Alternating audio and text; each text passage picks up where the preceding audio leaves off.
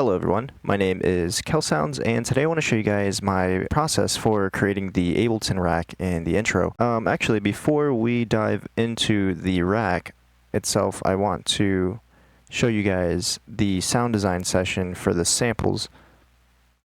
So none of it is actually used with like a synth or anything, it's all just samples. So I want to show you guys the project first before we dive into the rack. Okay, perfect. So this is the sound design session, and these are the samples. So I went ahead and recorded G sharp 0, G 0, F sharp 0, F 0, E 0, D sharp 0, D 0, C sharp 0, and C 0.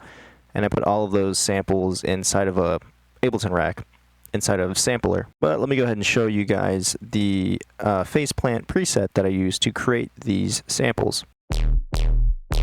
And so that's what it sounds like originally. And so I have a multipass on this, a distortion on the high end there to kind of bring out some more harmonics.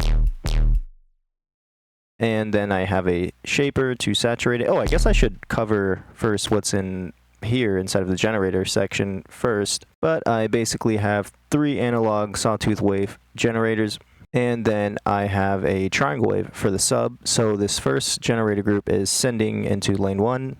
The second generator group is sending into lane 2, and both are sending into lane 3 for post-processing stuff and all that jazz.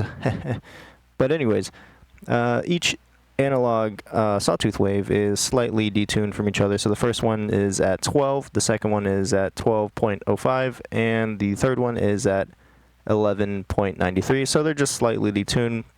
I went ahead and put a mix on this to lower down the level. And then for the sub, I really should name my groups. Yeah, it's just a plain triangle wave. I'm going to go ahead and close this up and show you the rest of the effects. So, yep, multipass with a distortion on the high end there, and then I have a shaper with a little bit of, doing a little bit of saturation.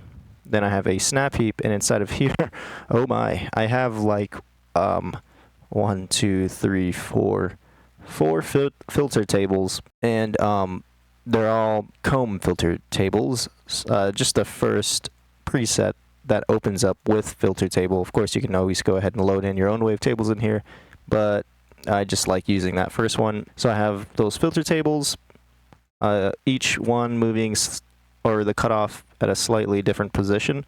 Yeah, so that's pretty much it for that. And then I have this multipass. It's just an OTT. The preset for multipass OTT that Kilohertz released for it. And then I have a bandpass filter on here. So if that wasn't on here, it'd sound like this. With it, it sounds like this. And then without this parallel bus, it sounds like this. I went ahead and turned down the gain a whole lot, actually, by like negative 22 decibels. It looks like this snap heap was just to add a little bit of texture. It actually sounds like a little bit of aliasing is happening without the filter.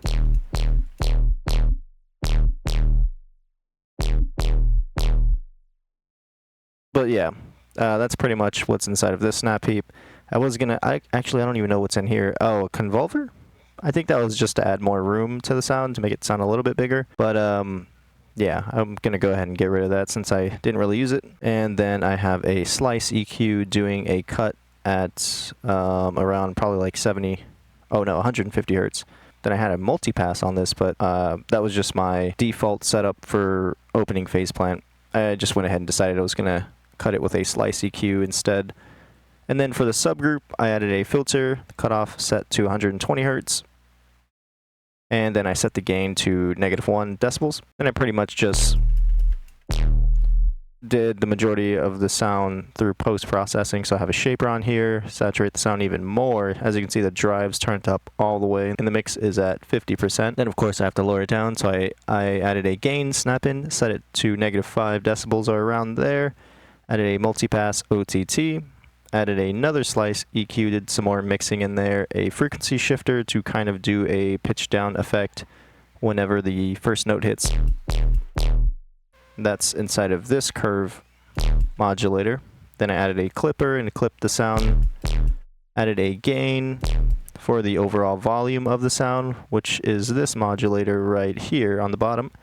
And then I added the filter afterwards, modulating the cutoff. And then the last thing that I went ahead and added was a limiter. And I also boosted up the end gain by 7 decibels. So that is pretty much the main sound. So once I got the sound I was looking for, like I said, I just recorded each sample at a different note. So G sharp 0, G 0, F sharp 0, F 0, and so on pretty much. But yeah, just wanted to show you guys that preset before we moved into the Ableton Rack. So now I'm going to go ahead and open up the project with the rack inside. All right, and so this is the rack.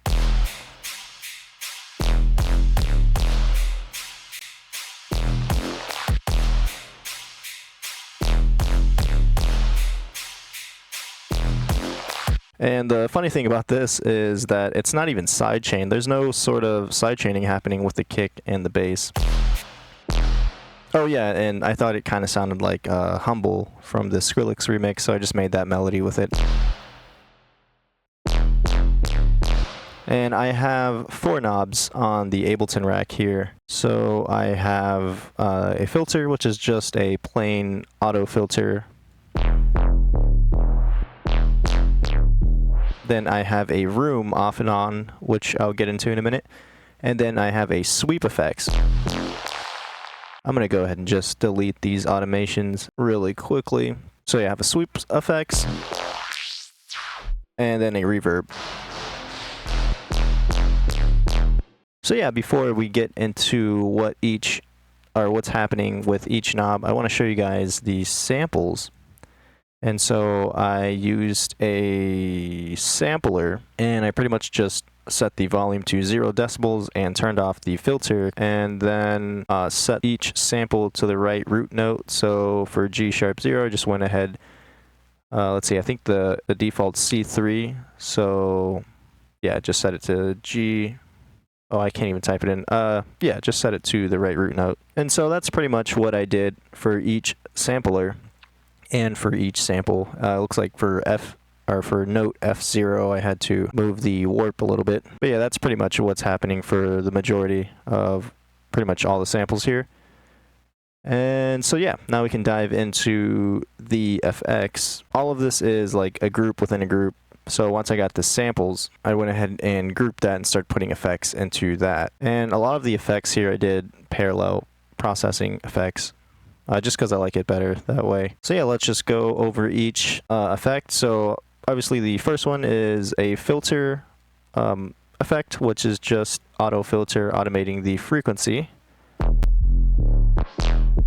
And I guess you could just use this as just a simple sub.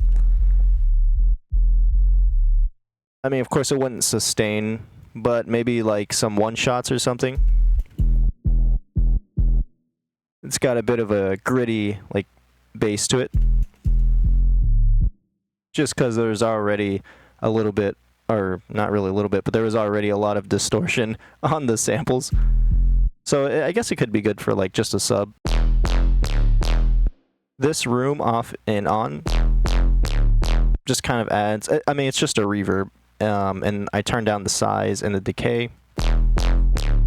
But let me go ahead and show you that effect. So this is room effect. Here it is. And this is parallel processed. And I'm just automating the off and on for this parallel process effect here.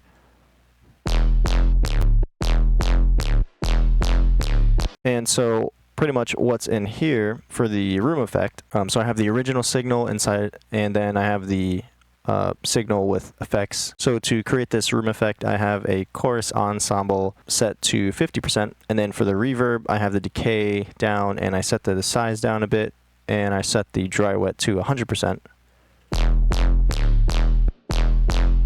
Guess I could.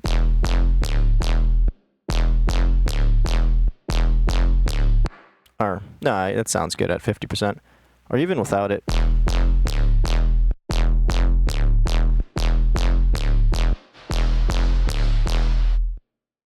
But yeah, I just like the chorus effect on it, and then the reverb with the size and the decay. And so yeah, it's just a chorus and a reverb without much of a tail going on for the reverb. And then that whole effect group has an EQ8 after it as well. So I get a high pass and a low pass. And then of course for this group, I set the volume to -10 decibels with the original signal.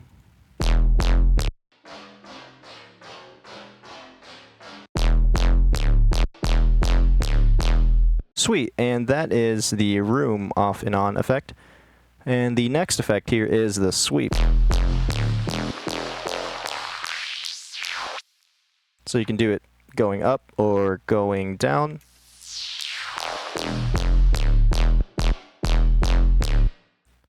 And so for the sweep effect, I'm going to go ahead and show that. That has a reverb, a delay, and an EQ8 with a compressor. And so inside of here, to create that sort of sweep effect, I added an EQ8 after all the effects happening to sweep up all of the frequencies. So for the reverb, it's just regular reverb. I messed around with the input filter a little bit, and I didn't mess with the size. I messed with the decay a little bit, but yeah, that's pretty much it for the reverb. And then for the delay, I set it to 3, and then when the sweep's going up,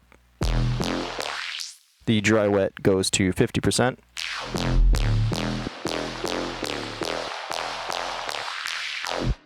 Pretty much the whole effect is actually just happening with the EQ8, just doing a high pass sweep.